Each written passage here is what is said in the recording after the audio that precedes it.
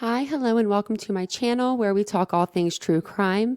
My name is Tanya. Thank you for joining me today for yet another upload. If you guys appreciate today's case coverage, I hope you'll consider subscribing to the channel, clicking the bell icon to be alerted to all new content, and also don't forget to like the video. It really does help my channel grow. Also, do not forget to put your comments below. I would love to hear them. Today, we're going to be talking about the IdahoFour, and we're going to be talking about Bryan Kohberger. We've been discussing this case since November 13th, since it happened, and he was arrested December 30th. We are waiting for him to go to trial now, which will be in June.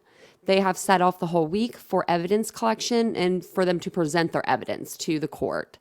So today I just wanted to show you the newest of Banfield's episodes. This one is just going to talk about how Bryan Kohberger has been attending Mass on Sunday with a priest. He's also been able to watch television while he's in jail, which I don't see why he couldn't watch television. He shouldn't be locked up in a room with the key thrown away. He is still allegedly, the murderer. So we can't treat people inhumane like that. But he does get to, watch television, and we've had other inmates come forward that have said that he does watch the news and he likes to watch his case in particular. So I'm going to go ahead and show you guys this clip. Let me know your thoughts and comments below. I would love to know them, and I'll see you guys in just a moment. Let's get back to Bryan Kohberger in the Latah County Jail, because the Daily Mail has some great sources, and so do we, talking about what jail is like and what the inmates are like and what they think of Kohberger and what he does when they abuse him verbally. I want to go right to our senior national correspondent, Bryan Enton, who's standing by live. He's been covering this story from the beginning. I guess, Bryan, we expected some of the reports of what those inmates thought of him, but to hear it articulated is a whole other kettle of fish. Talk to me about some of the reporting that we've been getting on Kohberger's life behind bars so far.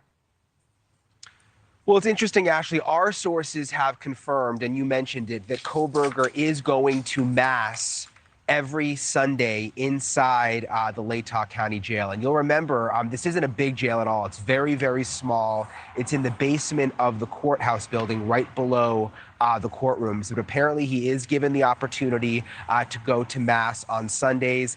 I've not heard about him being especially religious in the past, but apparently he does have this Mass that he attends. He has conversations there with the priest. What he's talking about, we don't know, but we've confirmed that he is going to Mass. There are other reports that, he's in the cell by himself.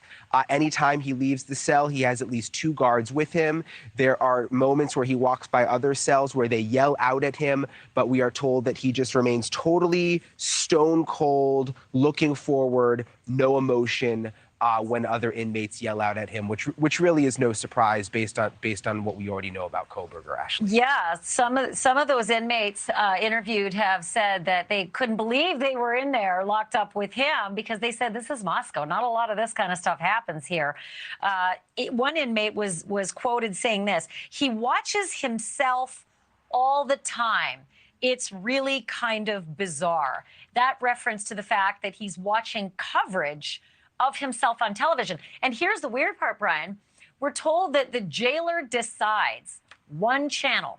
One channel is what the entire jail gets. So if the other inmates are over in, like a rec room together watching their single television, he has to watch the same thing, but he has to watch it in his own cell. But the other inmates, who some of them say we're just 30 feet away from him, they know, for some reason, they know when he's sitting there consuming his own press. It's just sort of a fascinating concept. Yeah, and I'm sure they can hear it. I mean, again, it's a very, very, very small jail. Apparently, with the other inmates, they are all brought into sort of like a group room. You mentioned it, where they watch TV together, but Kohberger totally isolated, but just down the way. So he has the TV to himself in his cell. So here's another quote. He apparently has been taking a lot of taunts from the other prisoners, but the jailers said that he is still a model prisoner, even when they taunt him and they call him names. This is what the other inmate said. He rarely talks. Quote, he always has the same expression or non-expression. quote, he just looks straight ahead. I've never, ever seen his eyebrows or his mouth move. He never says anything. And then we can also confirm that he is allowed to make calls out. He can't receive the calls. And if he gets a call, they will pass him. The jailers will pass him a note. And then he has the option to call or FaceTime him back. And FaceTiming, Bryan, is something that has really irked, I think, a lot of the victims' families. They've said, FaceTime? What? An inmate gets to FaceTime? We don't even get, to write letters to our loved ones. Yeah, I can imagine why that would be frustrating and hard to hear when you lost a loved one. But I'm not surprised about him not really having emotions, not even raising an eyebrow when people yell out at him. We've seen him out, when he's been transported in Pennsylvania outside, just totally stone cold. When he's brought into court, same exact thing.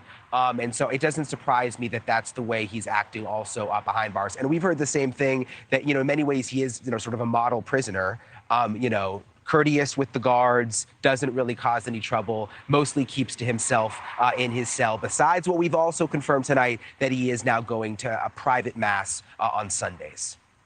Like I said, all the prisoners I've interacted with in this line of work, I would say the majority of them find God, because it's that, and if you're lucky, yoga, but you really don't get a whole lot of other activities, in jail or in prison. I have been told, though, he does get some library time as well. So maybe he's working on his case. Who knows? Bryan Enton, great job. Thank you.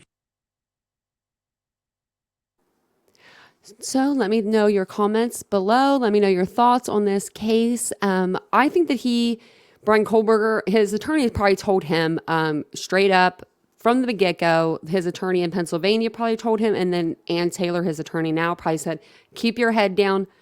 Don't say anything, just kind of keep walking. Keep your head straight ahead. Don't say a word. He's doing actually what he should be doing, I feel like, as a prisoner, as an inmate. But let me know what you guys think below. I would love to know your comments and your thoughts, and I will see you guys all in the next video. Bye, guys.